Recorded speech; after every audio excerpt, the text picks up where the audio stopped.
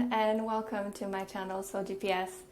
In this episode, what I wanted to talk to you guys about is a very important topic when it comes to narcissist abuse recovery, and that is people pleasing. I want to tell you why you want to stop doing it as soon as you possibly can, because it may be actually sabotaging your growth and your progress. And another thing I really want to do, because I think most of us know that people pleasing is a bad thing, but we haven't yet maybe received that final push, that final conviction that it indeed is not a good thing to do. So I want to share with you some stories, some observations that I was able to acquire in the last couple of weeks when I observed other people do the thing that I want to ask you to stop doing. So hopefully that's going to give you that extra final push to turn the mirror around, turn the focus around, and begin to spend more time nurturing yourself, working on yourself, and really standing firm and grounded in your authenticity, because that's what this is really all about. That's what this journey is about. That's where it ultimately leads, and that's where the blessing is when it comes to having endured and survived narcissistic abuse. So let's look at what happens when we people please. What does it do? Apologies about the noise. What people pleasing does is it causes burnout.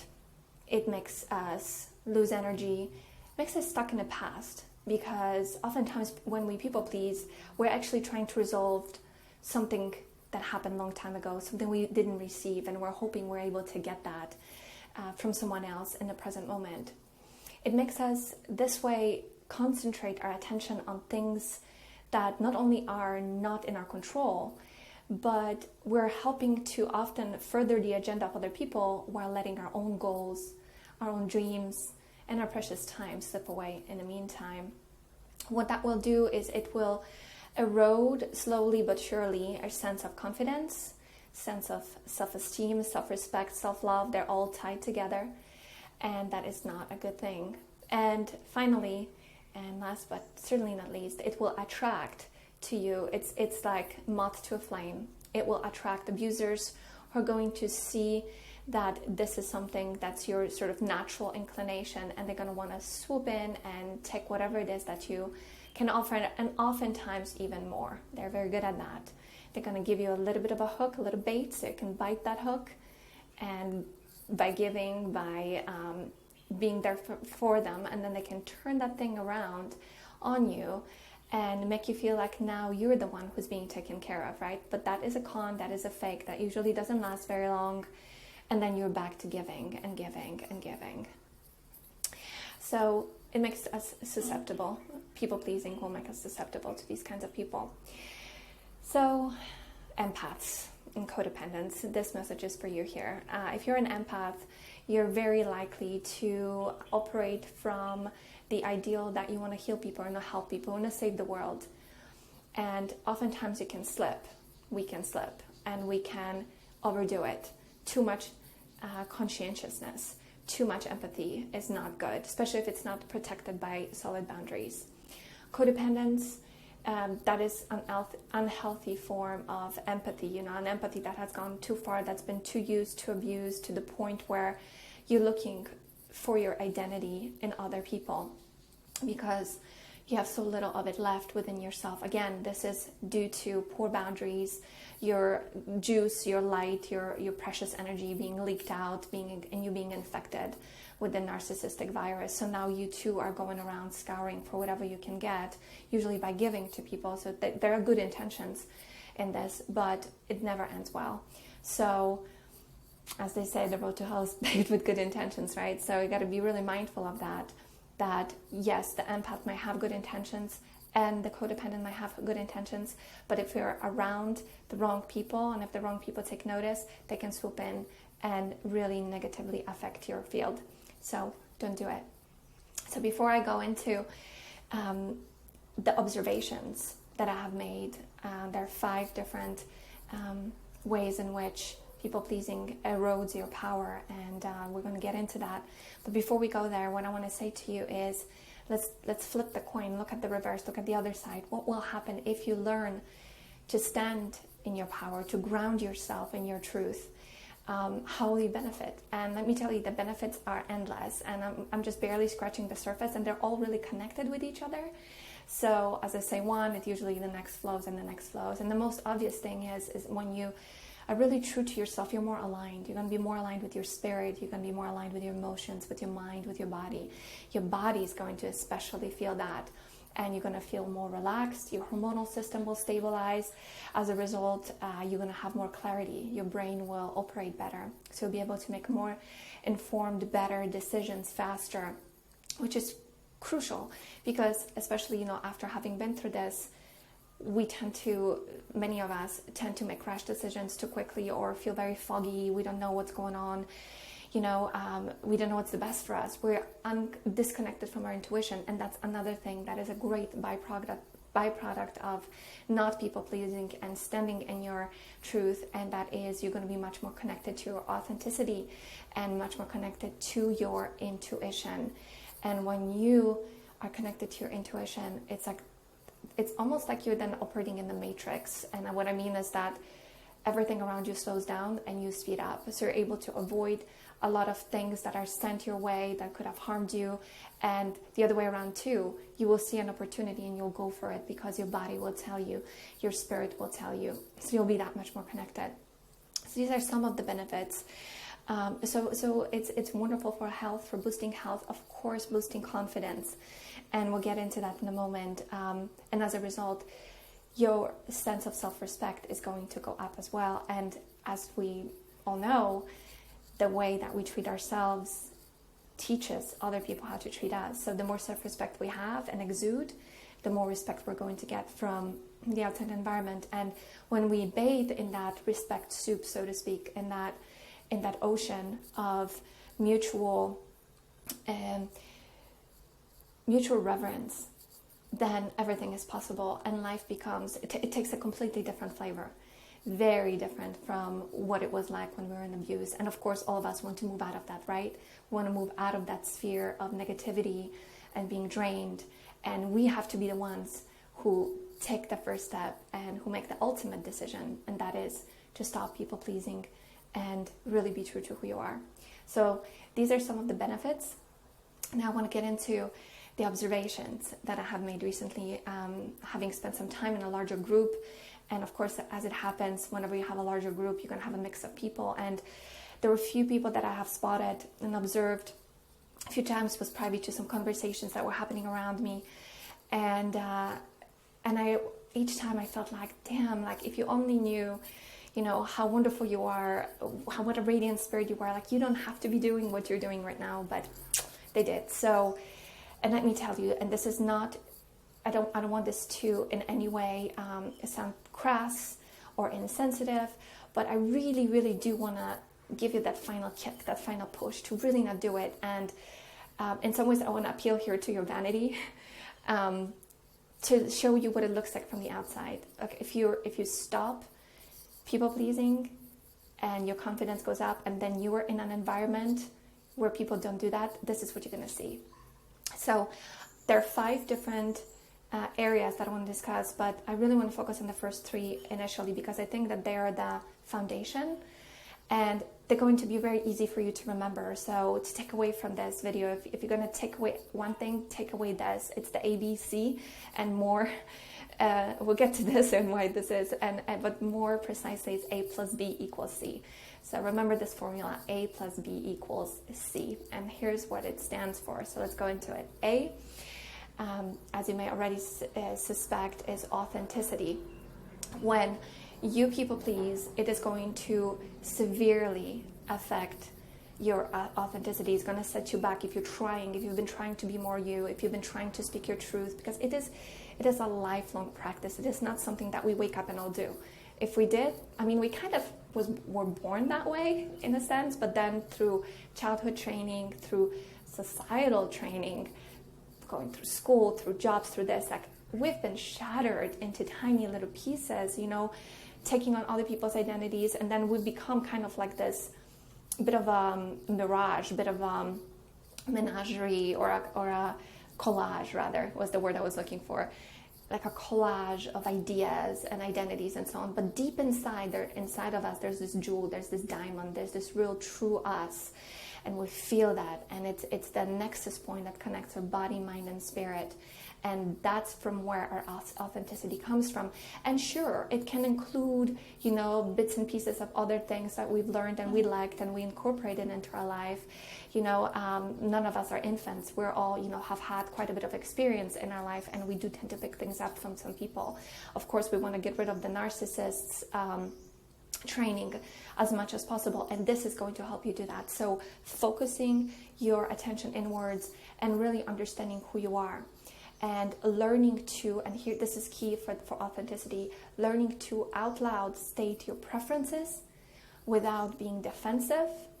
Do it with assertion and peacefully. So this is not about you waging war against people and suddenly coming out and saying, oh, I like this and I want this and I don't like this.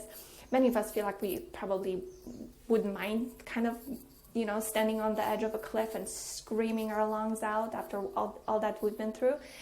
Unfortunately, if you get a chance to do that, do it. I'm sure it's going to feel amazingly liberating, but many of us don't have that opportunity. So we have to still integrate. We still have stuff to do. We still need to go to work. We still have to do all these things. But if you learn to do this, and this can be in the smallest ways, going into the company kitchen and somebody offering you something you don't really like, and say, thank you so much, but I prefer not to have that right now. Or somebody inviting you out and you really don't feel like hanging out with that crowd. You don't have to tell them, hey, you guys, like, I don't really like you. I don't want to spend time with you. Of course, you wouldn't do that. You're an empath. But you can just really politely decline and just watch. I dare you, just watch how you feel as a result, the chemical reaction that's going to take place in your body, how you're going to feel much more solid, more rooted. It's like literally you're striking roots, growing deep roots into the earth, and at the same time, your radiance is going to have that much more room to shine because you'll feel safe inside of your own boundary. And boundary is B, and that's the second thing that gets absolutely eroded when you people please. So what do you appear as? You appear as kind of wishy-washy, blurry, undecided, undefined. Like the people I was observing, it was really difficult to kind of like put your finger on who are they, what do they like, because they liked everything you liked. They just wanted to be liked, and it's a huge price to pay. It's a huge price to pay because you're ending to have to swallow your truth. And it's almost like if you were a vegan and somebody was sticking a piece of meat and you really don't want to offend them, so you're like, you're just gonna eat it, you're gonna swallow, but inside, like everything is screaming. You're like, I don't want to do this. So it's kind of like that, so it's so much easier to just say no. And I know this is going to feel really difficult at first, especially if you have never been assertive in your life before. I remember for the first time I was assertive in my life was like about a year and a half ago. I mean, I lived 36 years without knowing this, and I was missing out so much. No wonder in the last year and a half my life has transformed in ways I can't even begin to describe. So if you need help with this, if you're struggling with that, if you would need some reinforcement, some support, some coaching, I'm here, I'm available. So you can find me. All the info is down below. But back to the subject. So boundaries, you're going to appear blurry, wishy-washy, undecided. Less people are going to be attracted to you because they don't know what they're being attracted to, especially those who are well-boundaried and well-protected. And this is the crowd you want to be hanging out with. In order to raise your vibe, in order to find a new tribe, you need to raise your vibe, as they say, right? Like your vibe is your tribe. So, and the way you raise your vibe, I mean, it makes sense in physics when you really think about it. It's like if you contain something, if you put protection around it, and say you're generating heat, right? Or generating something, anything. If you keep it away from insects, away from, if it's food, for instance, you're growing food, keeping it away from insects, from things that can sabotage it, that can eat it, or insulating heat, in a tiny container, like in a sauna, for instance, you keep the doors closed, the heat will build. It is the same thing here. It's like the more you're going to seal yourself, and I don't mean about having rigid boundaries when you don't let anyone in.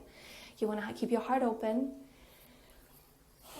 Keep your heart open, stay present, but just be very precise about voicing what you like and what you don't like. And this might take you a while, because especially having been in this relationship or having been raised by a narcissistic parent, we tend to blend in and mesh with them. We long for that. That's what happens in codependency. That's when it gets unhealthy, is we forget about ourselves and we enmesh with other people. And this is just a complete invitation. There's nothing standing in the way for them to just come in like vultures and just pick the meat off the bone. I'm sorry to sound so graphic here, but that's really what this is. So don't let them do it. Close your doors gently. Don't let, as I always say, anybody walk through your temple with dirty shoes. Protect yourself and begin to nurture your dreams. You don't have to even take any action yet. Just by holding it in, just by knowing that you can, because as Henry Ford said, right? If you believe that you can or can't, you're 100% right. That's right. So begin to fill yourself with positive thinking, positive messages. And I'm already going off on another tangent. This could be 5 more videos here, but let's stay on track. So boundaries, really important to keep yourself protected. So if you have authenticity, and if you know, and if you're protecting it, if you are in touch with your authenticity, let's put it this way, if you're in touch with it and you have made the commitment, go ahead and you can make the commitment right now with me. I'm going to protect my authenticity. I'm going to defend my authenticity. I'm going to grow and nurture my authenticity. So when you make that commitment, and then also learn and practice, this is a practice, to have boundaries around it, meaning you do not put yourself in a situation where you can be compromised. You walk away. You listen to yourself. This is all also connected with your intuition, right? So you have authenticity and boundaries, A plus B, and what that gives you is C, it's confidence. So many people pleasers. I remember when I was doing it, I did it for 36 years. So many people pleasers have what I call confidence hangover. And sure, you said yes when you meant no. You made somebody happy for a moment, but then you walk away and you feel compromised. You feel a little shorter. You feel a little meeker. You feel a little weaker. And that's not good. And then that's going to trail you. And so you have just disrespected yourself. You taught other people to disrespect you, because now they go, whatever I say, she's going to say yes, or he's going to say yes to, right? So that's how you invite other people to treat you like a doormat. And the confidence thing is huge, because that has a direct effect on how you feel, on how you carry yourself, and on your health. Your mental health, your emotional health, your physical health, they're all connected. So if you want to grow your confidence, remember this, because most people get this backwards. Confidence is not going to lead you to higher performance, or the ability to stand up for yourself, or the ability to be more authentic. It is the other way around. It is a byproduct of those things. So it works backwards. You first need to learn to be there for yourself, and also take the proactive steps to prove to yourself that you value yourself by, for instance, making an agreement, making a commitment with yourself, saying you're going to do something and then actually doing it.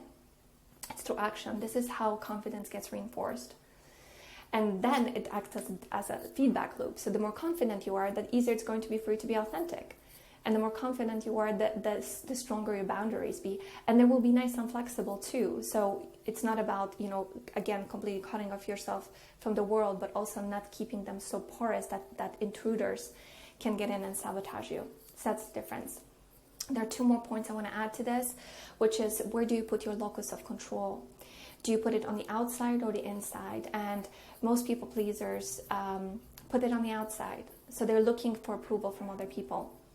When you turn it around and put it on the inside, and you seek validation from yourself, and how do you do this? Through self-healing, through realizing that feeling in any way like you don't belong, feeling in any way that you can't do something, or feeling like you're not worthy, or like you're not enough, or not something, anything, whatever it is that's haunting you. You're not pretty enough, not strong enough, not whatever, not rich enough.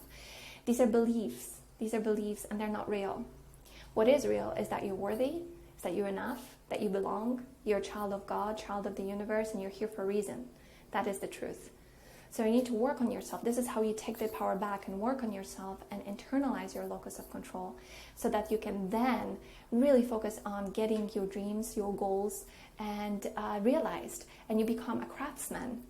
right? You become somebody who creates something, and as you create something that's unique to you, 100% unique to you, you become more authentic, and you're going to attract people of much higher caliber. Again, this is the crowd you want to really be hanging out with.